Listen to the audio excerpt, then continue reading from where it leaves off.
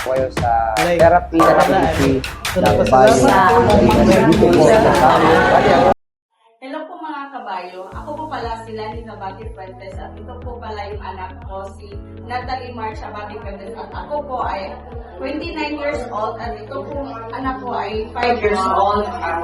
Dati po, ang side na body ko niya ay hindi po makagalaw. So, nandito po kami sa bayo and 1 month and 2 weeks po kami dito ay may improvement na po siya. Kasi po, ito pong kamay niya ay hindi po talaga makagalaw. Pero ngayon po, is makagalaw na po siya. Malaki po talaga ang tulong sa amin ni Bayo. Basta Bayo po talaga ay the best.